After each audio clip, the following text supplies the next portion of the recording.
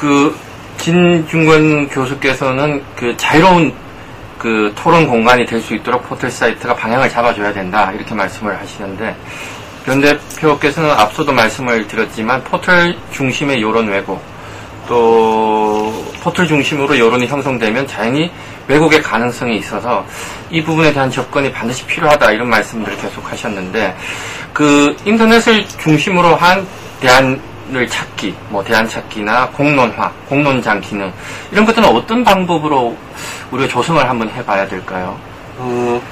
포털 사이트 문제가 이 문제가 본질이 아니라는 부분들은 시각차가 있는 거니까 네. 대부분 포털 문제는 저한테 질문해 주시면 될 것 같고요. 네.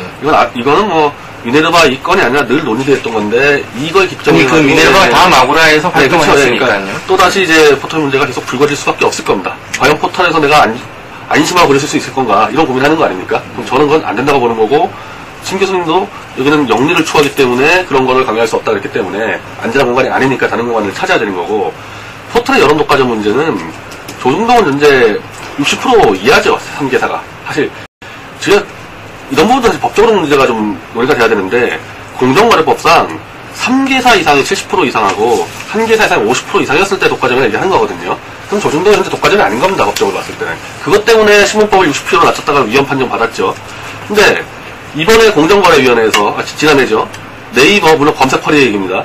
어떠한 기준을 적용해도 70% 넘는다. 결국에는 1개사가 70% 넘어가는 사람이다. 검색에서는. 그리고 이건 여러 가지 통계가 있지만은 5대 포털사의 이 전체 뉴스 시장에서의 그 시장 지배력이 93%다. 제가 이게 현재까지는 잘 모르겠습니다. 아마 근데 그 상황에서 네이버와 다음 하면은 그 영향을 봤을 때는 70% 충분히 넘어가죠. 이 개사가. 그럼 법적으로 보더라도 현재 포털의 여론 지배력이라는 건 독과점이라는 거죠. 그러니까 조중동하고는 차원이 다른 겁니다. 그럼 이거를 제대로 개혁하지 않고 어떻게 인터넷에서 자유롭게 미네르바 같은 논객이 그 자기의 의견을 보다 많은 사람들에게 자유롭게 또 법적인 어떤 검열로부터 자유로운 방향에서 접근할 수 있는 공간은 어떻게 확보가 될 수 있을까요? 제가 좀 말씀을 좀 드릴게요. 지금 포털 사이트에서 안심하고 글을 쓸 수 없다라고 했는데 그건 포털 책임이 아닙니다. 사람들이 들어가는 건 포털이 아니에요. 권력입니다. 그렇죠? 그 다음에 권력이 요청한 포털을 넘겨줘야 되죠. 사업자이기 때문에. 그리고 그 다음에 포털 사이트 이게 독과점이다라고 얘기를 하는데, 신문시장도 그 독과점 못 풀어요. 특수한 상품이지. 뭐랑 똑같냐면 마치 가전제품 시장을 갖다 삼성과 LG가 뭐 70% 장악하고 있는데 그걸 갖다가 뭐 하자. 왜냐면 이들은 자본주의 기업이거든요. 이걸 어떻게 어떤 규제를 통해 가지고 이 독과점을 풀 것인가. 저는 방법은 없다고 생각을 합니다. 아니 그게 무슨 말이죠? 시장에 개입하지 않고서는 예컨대 방법이 없다는 말이, 지금 네이버가 현재 공정거래위가 지정한 시장 지배 사업자로 지정되어 있습니다. 네. 그럼 공정거래법이 뭐가 필요합니까? 방법이 없다면은? 공정거래법이 왜 만들어졌어요? 자, 이제 그 미네르바 그러니까 예를 들어가지고 뭐 네이버 다음이라든지 포털이라든지 그렇다고 하면 뭐 어떤 얘기를 하는 건가? 다른 포털 사이트를 키워줘야 된다라는 겁니까? 아니면 뭡니까? 예컨대 그러니까 일반적으로 예컨대 시장에서도 그런 건 존재하죠. 독과점 방지법이라는 것이 그 정도 수준의 규제.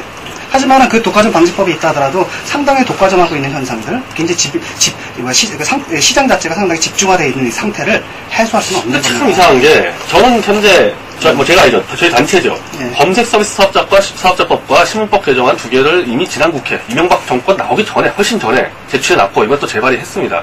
저는 이 두 가지만 돼도 상당 부분 여론 독과를 해결한다고 알고 있는데 그걸 믿고 우리가 한 거죠. 네.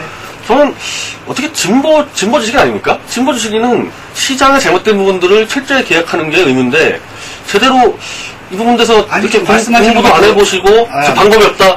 방법이 하면 공부를 하셔야죠. 공부를 안 하고 방법 없다 얘기했습니까? 그러니까 말씀하시는 부분이 저한테 이렇게 선뜻 설득력 있게 다가오지 않아서 했던 말씀입니다.